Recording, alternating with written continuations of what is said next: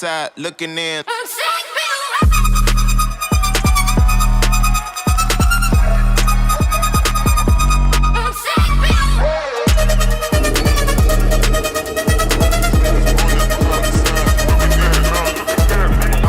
the outside looking in like, oh wow, look at them, your time passed. Look again, now my glasses to the brim. I'm throwing passes to the rim. Shots, we going in. Not too bad for middleman. Took some jazz.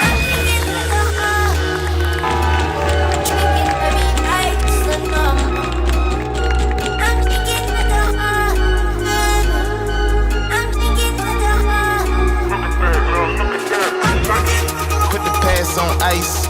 I was bad like Michael. Now I'm good. Assalamualaikum warahmatullahi wabarakatuh, Kang Bro. Ketemu lagi dengan Iwan beneran Kang Mas. Cak, jadi teman-teman IWP sangat banyak mendapatkan pertanyaan, mendapatkan request ya. Jadi requestnya dari sampean semuanya untuk membahas mengenai bonus MotoGP, bonus pembalap yang menang, apakah ada, bagaimana dengan gaji dan salary-nya, dan bagaimana sistem untuk pemberian uangnya. Sementara pembalap MotoGP ini kira-kira apa sih dapetin? Apakah memang mereka hanya mendapatkan uang semata atau reward atau apapun? Nah, teman-teman semuanya, tentu kita akan mencoba untuk memberikan informasi yang paling update buat sampean semuanya, di mana ternyata memang pastinya, Cak, semuanya sudah tergambar dengan jelas. Ketika kita coba mengubek-ubek bahasanya, Mas, Ibe coba cari data mengenai itu dari beberapa informasi, banyak informasi. Tentunya emang ini adalah sebuah informasi yang konfidensial. Semua tim pastinya nutupin banget berapa sih uang yang mereka keluarkan dan berapa kontrak untuk pembalap yang mereka kontrak. Karena semuanya ya disil ya teman-teman, benar-benar disegel, tidak boleh keluar. Tapi yang namanya informasi dari beberapa informan itu kan tetap ada. Makanya teman-teman, pada segmen video MotoGP kali ini IWP ingin nge-share satu poin. Pertanyaan yang paling saat ini banyak adalah, Cak IWP, apakah betul Marc Marquez gajinya paling tinggi sekarang ini di 2025-2026? Sama tahu sendiri kan Marquez sudah gabung ke tim merah ya, tidak lagi menjadi tim satelit. Dan tentunya walaupun angka di Grace ini kemarin dikatakan 0 atau 0 untuk gaji pokoknya ya, untuk kontraknya, tapi informasinya Marquez dikontrak signifikan oleh Ducati. Jadi angkanya langsung melejit setelah gabung ke tim merah, tim buluknya, tim Factory. Dan apakah betul isu tersebut? Apakah artinya Marquez menjadi number one untuk gaji atau salary di 2025-2026? Yuk kita akan bedah langsung bersama semuanya. Jadi ini adalah artikel IWP teman-teman, tulisan IWP, tapi IWP yakin sampean nggak banyak membaca mengenai blog ya. Makanya IWP coba share ke sampean semuanya di video biar sampean mendengarkan dengan enak, melihat dengan gampang ya, kayak presentasi lah, sampean bisa melihat faktanya seperti apa. Dan inilah bongkar gaji pembalap MotoGP 2025-2026 yang sampean bisa intip di sini, Cak. Cak, jadi sebenarnya mengenai gaji pembalap ini sudah IWP tulis baru saja hari ini. Tapi IWP tahu pasti banyak dari sampean yang nggak suka baca. Makanya teman-teman tenang, IWP akan terangkan ke sampean semuanya tentang bagaimana pembalap MotoGP dan apakah memang gaji pembalap MotoGP termasuk Marc Marquez tentunya, Cak, yang menjadi perhatian sampean pasti ya. Apakah tinggi? Nah, ini Cak, jadi presentasi ini ya, kita akan coba bawakan ke sampean semuanya bahwa gaji pembalap ini seperti yang kita tahu Marquez sebenarnya di tahun 2024 tidak digaji. Tapi ketika membalap dengan tim merah, Marquez digaji dengan gaji yang cukup tinggi sebenarnya, Cak. Tapi apakah memang Marquez menjadi pembalap dengan gaji yang tertinggi? Nah, ini Kang Mas ya, adalah bukti dan tentu semuanya sudah IWP compile buat sampean. Yang pertama, ternyata tidak, Cak. Jadi dari tulisan ini, WP sudah terangkan ke sampean secara umum pendapatan pembalap MotoGP terbagi menjadi dua. Yang pertama adalah base salary atau gaji pokok, Mas. Itu adalah, ya gaji pokok pastinya adalah kontrak dia per tahunnya. Sementara itu yang kedua adalah performance bonus. Jadi teman-teman jangan salah, ketika pembalap bisa juara, bisa podium, itu adalah uang. Jadi ada kalkulasi duit. Di sanalah membuat pembalap makin semangat. Nah, yang pertama, Cak, kita akan lihat dari siapa sih yang tertinggi. Ternyata pembalap dengan gaji tertinggi masih dipegang oleh Fabio Quartararo, Kang Mas ya. Di sini WP sudah tulis ya, Fabio Quartararo dikontrak oleh Yamaha per tahunnya 12 juta euro atau setara dengan 206 miliar per tahun. Gila Mas, ini duit apa nih? Duit kalau buat beli dawet bisa buat renang ini Mas ya. Jadi 12 juta euro itu dibayarkan oleh Yamaha dengan tujuan supaya Fabio Quartararo nggak kemana-mana, Cak. Itu memang tujuan Yamaha yang kita dengar. Dan Fabio setelah untung banyak ya pastinya Cak, tapi tahun ini sepertinya akan menjadi tahun pungkasan kalau Yamaha nggak bisa improve. Jadi teman-teman, walaupun diikat 12 juta euro atau setara dengan 206 miliar per tahun, ternyata Fabio kalau kita lihat masih gelisah dan informasinya tahun ini adalah tahun di mana Fabio memberikan kesempatan terakhir kepada Yamaha. Jadi teman-teman, ini adalah angka yang tinggi dan ini tentu angka yang tidak di-lock atau dikunci karena pasti ada sponsor, walaupun sponsor dari Fabio ini nggak sebanyak Marc Marquez. Nah, pertanyaannya kemana Marc Marquez? Ternyata Mas, Marc masih adalah Marc. Marc still Marc. Dan jika kita lihat ternyata Marquez secara kalkulasi angka untuk kontrak per tahunnya adalah 10 juta euro atau setara dengan 198 miliar. Ya beda dikit lah ya dibandingkan dengan Fabio. Dan ini adalah total potensi. Artinya apa, Cak? Artinya meskipun gaji pokok dari Marquez tidak setinggi di Honda yang kita dengar dulu, gaji di Honda gila Mas ya, Marquez itu digaji oleh Honda 20 juta euro per tahun. Itu artinya ya setara dengan 400 miliaran per tahunnya. Tapi Marquez meninggalkan Honda tidak mata duitan lah ya Cak, yang penting adalah performa. Dan Marquez ternyata di Ducati rumornya digaji oleh tim merah dengan angka 10 juta euro per tahun.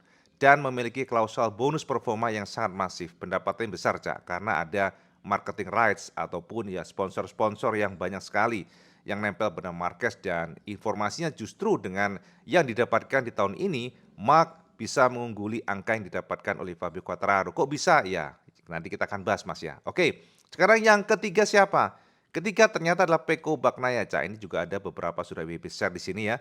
Pecco digaji oleh Ducati ternyata lebih sedikit dibandingkan dengan Marquez karena dia kehilangan juara dunia dari Martin 2 tahun yang lalu, dan kemudian dia mendapatkan 7 juta euro atau setara 138 miliar rupiah.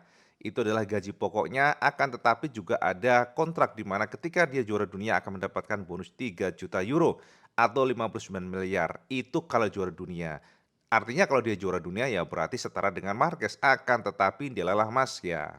Kontraknya kan gagal ya untuk juara dunianya sehingga Pecco hanya mendapatkan 7 juta euro. Tentunya semuanya teman-teman tergantung juga ada sponsor yang nempel ya. Tapi kalau kita cari kalkulasi, bukan kalkulasi, kita cari informasi, memang Marquez adalah pembalap yang memiliki sponsor paling banyak di antara para pembalap lainnya. Oke, lalu nextnya adalah keempat Jorge Martin, Cak. Martin ini memang cukup jauh ya dibandingkan dengan sebelumnya, di mana Martin di Pramac tidak sebanyak ini, tapi ketika di Aprilia informasinya Martin digaji 4 sampai dengan 5 juta euro atau kisaran 80 hingga 99 miliar per tahun, Cak. Gila Mas, pembalap makanya sugih Mas.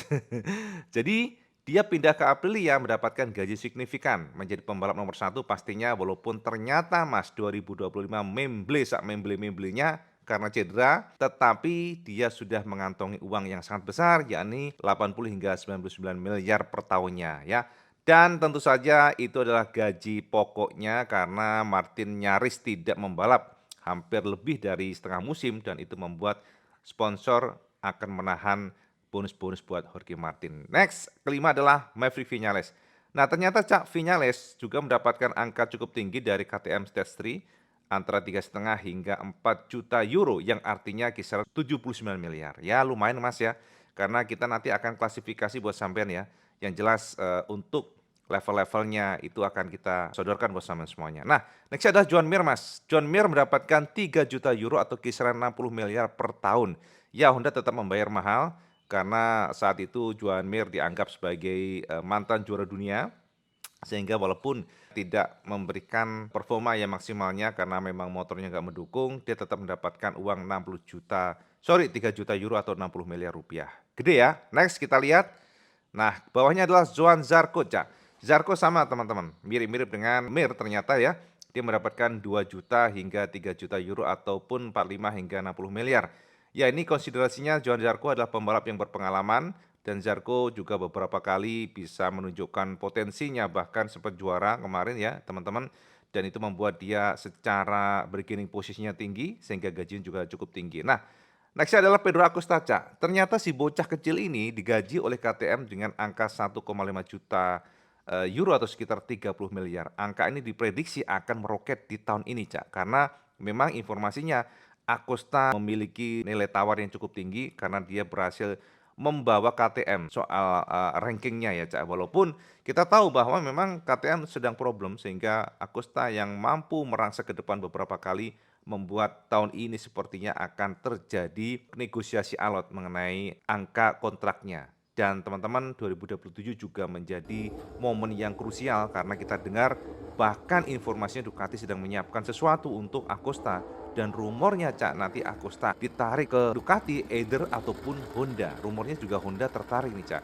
Dan bahkan rumor berkembang bahwa nantinya Vinales lah yang menggantikan posisi Agusta. Jadi ini akan kita bahas nanti ya Cak ya. Nah, Marco Bezzecchi nextnya ternyata cukup kecil Cak karena Marco datang dari tim satelit Ducati dan ketika dia di tim Aprilia Factory digaji dengan angka 1 juta euro plus atau 19,8 miliar. Artinya pastinya ada plus ini adalah ya angka-angka yang nantinya akan berkembang menjadi lebih besar jika dia secara performa memang bagus sekali. Dan ternyata memang sepertinya tahun ini tidak hanya angka ini tapi pasti banyak banget uang yang bertambah dari kemenangan Bezzecchi berkali-kali termasuk sponsor yang datang dan juga pastinya dari tim Aprilia. Nah, ini adalah gaji ya teman-teman semuanya, tapi sama harus ingat, di luar gaji ada komponen lainnya yang sangat penting sekali. Komponen tersebut adalah, nah ini dia, bonus Kang Mas, ini dia Cak.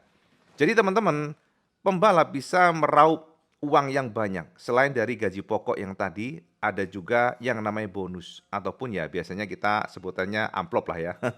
Jadi tambahan setiap kali mereka naik podium ataupun menang balapan, jadi dihitung Cak dari balapan ke satu, maksudnya podium 1, 2, 3 itu angkanya berbeda. Di mana untuk menang balapan main race di hari Minggu, maka pembalap akan mendapatkan bonus 100.000 euro atau setara 1,7 miliar hingga 250.000 euro atau 4,2 miliar per kemenangan Cak. Jadi memang angka ini tidak benar-benar di lock atau dikunci karena memang beberapa range atau kisaran tersebut menjadi acuan kita mengingat tentunya tidak ada official announcement mengenai bonus kemenangan ini. Tapi yang jelas dari data yang kita dapatkan terkumpullah angka ini. Jadi 100.000 euro dan 250.000 euro tergantung dari sirkuitnya, tergantung dari sponsor yang masuk dan sebagainya. Tapi kisarannya segitu Cak. Kemudian yang kedua adalah podium 2 dan 3. Ternyata Cak untuk podium kedua pun juga mendapatkan uang, di mana pembalap kedua akan mendapatkan uang 50.000 euro hingga 80.000 euro. Jadi kita kunci yang tertingginya itu di 1 miliaran Cak. Untuk pembalap dengan posisi 2-3, di mana untuk yang ketiga dapat uang 30.000 sampai dengan 40.000 euro atau 600 jutaan. Kita kunci yang atasnya aja ya. Terus bagaimana dengan sprint race? Sprint race menang ya. Jadi ini adalah podium untuk hari Minggu Cak. Tapi untuk kemenangan sprint race, biasanya pembalap mendapatkan setengah bonus dari nilai kemenangan di hari Minggu 50%. Nah, teman-teman, podium 2 dan 3 pun sprint mendapatkan bonus pastinya, tapi memang nilainya separuh dari yang di hari Minggu. Makanya value atau nilai kemenangan itu justru di hari Minggu, bukan di sprint race ya. Jadi gitu Cak. Dan juara dunia, nah ini yang menarik ya. Jadi teman-teman, Marc Marquez ternyata informasinya mendapatkan tambahan bonus 1 juta hingga 3 juta euro. Jadi pembalap yang mengunci gelar juara dunia akan mendapatkan tambahan 30 hingga 60 miliar rupiah dari angka yang disepakati. Ini adalah angka yang sangat besar pastinya Cak. Angka 30 hingga 60 miliar. Bayangin Kang Mas ya, menjadi juara dunia ternyata sudah kayak orang panen Cak. Jadi makanya para pembalap berjuang keras untuk juara dunia, tentunya di luar daripada namanya yang akan masuk tinta emas MotoGP ya. Jadi gitu Kang Mas ya. Jadi kalau kita buat bagan seperti ini ya, daftar estimasi gaji pokok, maka tertinggi adalah Fabio Quartararo, yang kedua adalah Marc Marquez ya, dan ketiga adalah Pecco Bagnaia, lalu Jorge Martin, dan kemudian kita ini ya klasifikasinya paling tinggi rider top ya teman-teman. Dan kemudian untuk Maverick Vinales masuk mid rider dengan angka yang 3,5 sampai dengan 4 juta. Nextnya John Mir, Zarco, dan Agusta. Terakhir adalah Bezzecchi ya. Jadi kira-kira demikian Kang Mas ya, angka-angka pembalap MotoGP yang bisa besar kesamaan semuanya. Nah, jadi gitu Kang Mas ya. Sudah padang jinglang terang ya, Cak ya. Jadi sekali lagi angka ini adalah angka yang tidak fix atau permanen untuk gaji pokoknya ya. Kalau untuk bonus-bonus memang ada rumor yang sangat kuat itu akurat. Tapi untuk gaji pembalapnya, ya walaupun IWP nggak bisa katakan tidak akurat juga, sangat berpotensial bahwa angka-angka tersebut memang bisa kita katakan mendekati yang realnya. Jadi kalau kita lihat dari angka tersebut, maka bisa kita simpulkan ternyata Fabio Quartararo masih menjadi best of the best untuk urusan gaji per tahunnya Cak. Jadi sama tahu sendiri Fabio karena ya dipegangin betul oleh Yamaha supaya nggak hengkang dari Yamaha, digaji 12 juta euro per tahun. Atau artinya Fabio mengantongi 204 miliar per tahun, Cak. Gila, Cak. Pembalap tuh kalau udah pensiun udah 7 turunan ya, nggak habis-habis tuh namanya harta ya. Gila ya, Mas ya. Jadi artinya ya kalau kita kalkulasi ini, aduh, angkanya bisa per bulannya ya miliar di pendapatan dari Fabio Quartararo. Nah, yang kedua ternyata Marc Marquez, dan itu adalah menjadi bukti saat ini bahwa best of the best untuk pembalap MotoGP untuk angka ya, angka nilai kontrak permanennya per tahun adalah Fabio Quartararo dan kedua Marc Marquez. Jadi teman-teman, tapi yang WB sudah share tadi adalah gambaran ke kita semuanya bahwa ternyata Marquez masih menjadi pembalap yang sangat kuat untuk value-nya aja ya, nilainya itu sangat kuat, sponsornya sangat kuat, sponsorship-nya banyak banget yang masuk ke Marquez walaupun dari angka permanennya, maksudnya angka kontraknya kalah dari Fabio Quartararo, tapi dipercaya dengan banyaknya sponsor maka nilai yang didapatkan Marquez di tahun 2025 dan 2026 akan melonjak drastis ya. Jadi khususnya tahun ini akan melonjak drastis karena Marquez menjadi World Championship dan pastinya akan ada adjustment lagi untuk nilai tawar-menawarnya ya. Ini belum 2027, Cak. Makanya teman-teman kita pantau seperti apa yang jelas, tapi sekarang sama tahu ya yang pasti mengenai gambaran kontrak, kemenangan dan lain sebagainya yang ternyata memang luar biasa menggiurkan. Jadi sampean kalau memang punya skill, Cak, membalap ya, sampean bisa aja dari kecil tuh langsung aja nih fokus ke pembalap MotoGP karena ya dipastikan kehidupan pembalap MotoGP luar biasa, pastinya makmur, Cak, karena harga dan nilai yang ditawarkan oleh pabrikan memang fantastis, luar biasa. Walaupun tentu angka ini tidak ada apa-apanya dibandingkan para pemain sepak bola, tapi untuk urusan otomotif roda 2 ini adalah best of the best ya. Itu, Cak, ya, update pembenaran sama semuanya. Silahkan komen di bawah, Cak. Kira-kira menurut sampean apakah Marquez pantas digaji segitu ataupun Fabio pantas digaji segitu? Silahkan komen di bawah, mengingat ya kalau kita lihat Fabio memang best of the best untuk angka, tapi secara performa sejauh ini memang Yamaha masih problem dan itu berimplikasi atau berdampak pada Fabio yang juga kurang perform ya di 2025. Kita lihat seperti apa tahun ini, Cak ya. Oke, Kak Mas, jadi itu, Cak, update WB. Oh ya, Cak, ada tambah lagi, Cak, sorry. Satu poin yang penting sekali WB ingin share sampean semuanya, adanya beberapa rumor yang masuk ya, rumor-rumor MotoGP bahwa dirumorkan sepertinya KTM akan kehilangan Agusta. Itu rumor yang kuat sekali, walaupun kita belum dapat informasi yang ya official pastinya. Rumornya mengatakan bahwa KTM sepertinya tahun ini adalah tahun yang akan menjadi momentum kuat lah bagi Agusta untuk hengkang dari tim Austria. Karena kenapa? Sepertinya dari pihak Agusta kecewa dengan performa KTM dan sekarang ini ada isu di mana Agusta dan manajernya sedang negosiasi dengan Ducati. Kita belum tahu Ducati yang mana nih, soalnya sama tahu sendiri kan seatnya kan semuanya sudah terisi nih. Untuk tahun depan saya ini, 2027. Akan tetapi ada rumor yang mengatakan bahwa Honda berpotensi besar untuk menarik Agusta. Jadi rumor-rumor tersebut berkembang dan informasinya pula sepertinya KTM sudah ikhlas kalau kehilangan Agusta. Kemarin-kemarin kan mereka megangin banget nih, tapi untuk next-nya di 2027 sepertinya mereka ikhlas. Dan sepertinya rumornya mengatakan bahwa Viñales akan ditarik ke tim Factory. Ini adalah isu doang, sama tampung aja, kita akan pantau seperti apa di masa depan. Cak, oke, gitu aja, Cak, di mana bersama semuanya. Dan seperti biasa, kalau suka video sama like, share, dan subscribe. Jual Kang Mas sama sholat 5 waktu, karena itu paling penting. Assalamualaikum warahmatullahi wabarakatuh. Salam Skandas.